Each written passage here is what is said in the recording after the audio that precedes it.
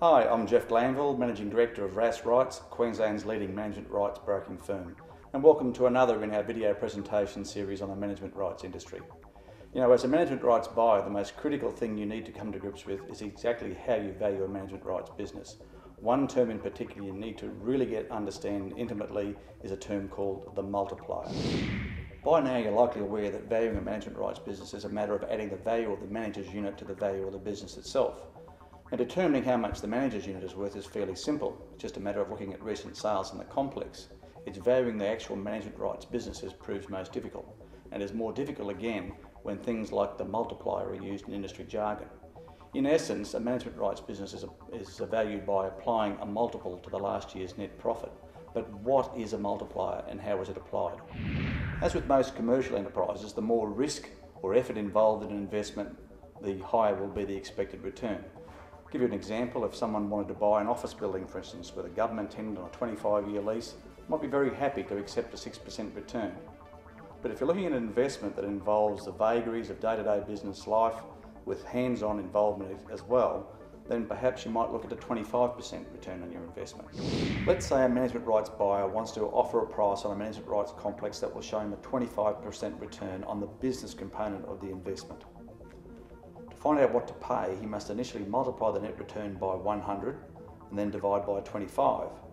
So if the business nets $100,000 per annum, he will calculate the business price to be $100,000 multiplied by 100 divided by 25 equals $400,000. And yes, a $100,000 return on a $400,000 business is a 25% return. By using multipliers, all the management rights industry has done is to simplify the maths a little bit to begin with. In the example of a buyer wanting a 25% return, you first divide 100 by 25 and come up with 4.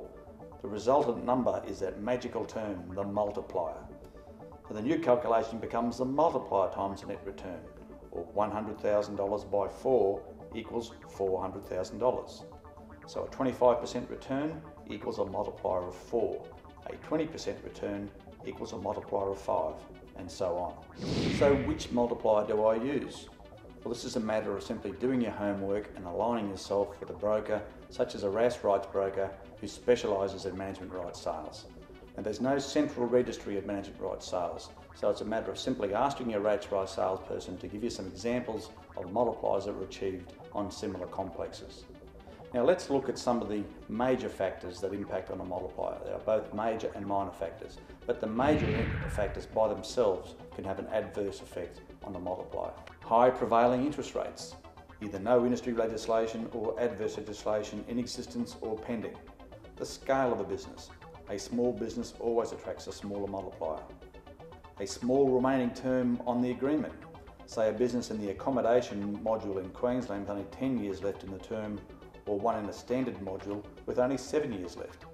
The price of the manager's unit as a proportion of the overall price.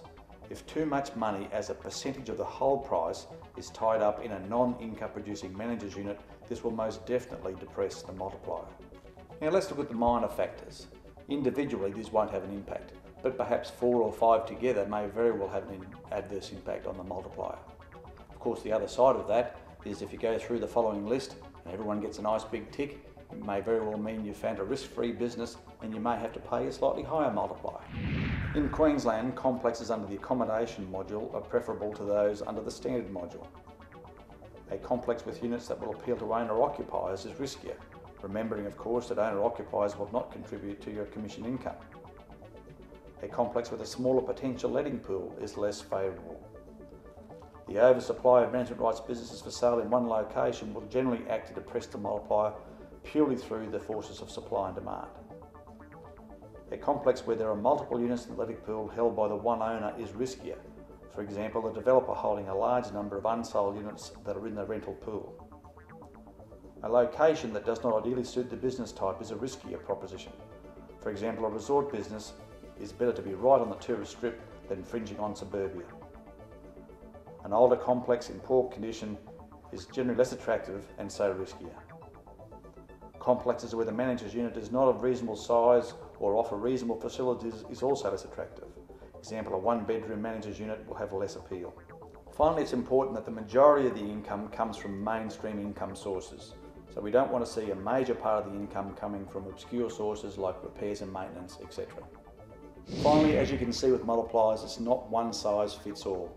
It's just a matter of applying common sense, aligning yourself with a RAAS rights salesperson, and soon you too will be an industry expert. RAAS Rights is the management rights leading industry website at www.raasrights.com.au. As well as a comprehensive list of properties for sale, the site has an extensive educational area, including frequently asked questions.